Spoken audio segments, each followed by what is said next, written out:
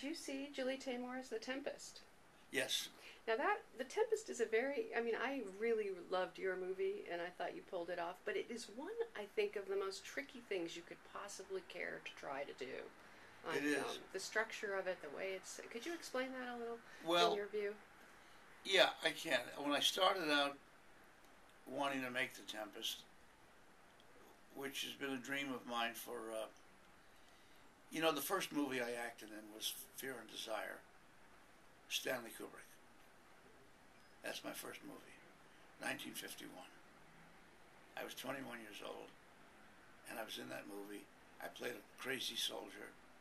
I thought I'd win the Oscar. I didn't win the Oscar. I got a job in a health food store squeezing carrot juice instead. But in that thing, I got to sing a song from this play, The Tempest. Full fathom 5, thy father lies, of his bones are coral made. Those were not easy, whatever it was. So The Tempest got into my brain when I was 21 years old. I read the play. I studied it, because how would the kid know it? He goes crazy. This movie's no good. Stanley hated the movie later. He tried to disown it. Did you see his greatness then? Could you see it? No. Mm. No, he didn't know who he was, and I didn't know who I was. I could see that he had a good eye. Mm. He'd never made a feature. He knew nothing about acting. He'd made 2 very good shorts, documentaries, about a fighter and one about a priest.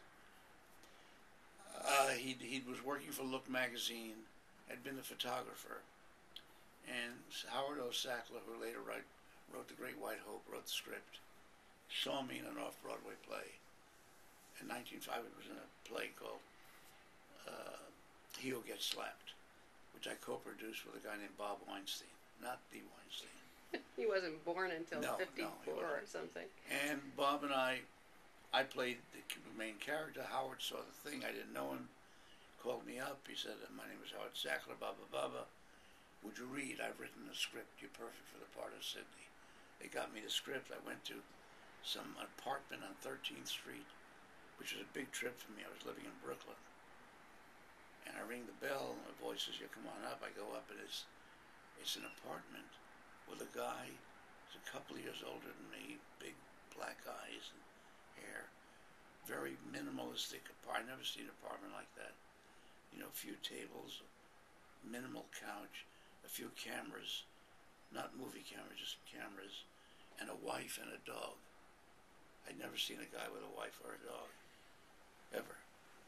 And I said, hello, my name is Erwin, my name was Mazursky. He said, yeah, my name is Stanley Kubrick, would you read for me? So I read from the whole thing right off the beginning to end. It took about an hour. I said, okay, you got the part. We start Monday in California. Hmm. I said, I'm graduating from college. He said, you got to go to the dean then and ask for permission. It's a great opportunity. We pay $100 a week in room and board and your fare. I go to the dean, $100, a movie about Hollywood. Okay, Mr. Mazursky. So I go. I fly there. The only one in the movie I knew was Frank Silvera, very good actor. He was later in Zapata. Stanley really didn't know about acting. So the movie is, you'll probably see a clip of it when Len Clady puts together my clips. Yes, I'll be I have there. a copy of it. It's been around. In any case, what I'm getting at is this. It led me somewhere to think about Tempest. Years later, 1978 or 9, I started, how can I make Tempest? Maybe I can make it like a Marx Brothers movie. Maybe I could get Mick Jagger to be Ariel, androgynous. I had a meeting with Mick Jagger. Very smart guy, by the way.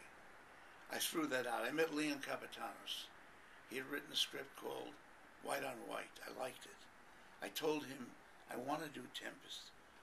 I want to do but a modern version. I don't want to do Shakespeare's language. Because I met Peter Brook by accident in Beverly Hills on the street. I knew who he was because I'd seen a picture of him. And I told him I wanted to do Tempest. He said, well, I'm doing it. I said, you're doing it Shakespeare's Lang? He said, yes. I said, then I'm staying away from that. He was very nice, by the way. He's a genius. He really is. So, to make a long story short, we came up with this concept of an architect who, architects in my mind always, I think of as the closest thing to filmmakers. They dream big. They dream crazy. I didn't want him to be a movie maker because I'd already made Bob and Carol enough. I mean, Alice in Wonderland, enough about a director because I got killed in that picture, which I like. And they're making a DVD of that, by the way, is coming out soon. Good. Yeah.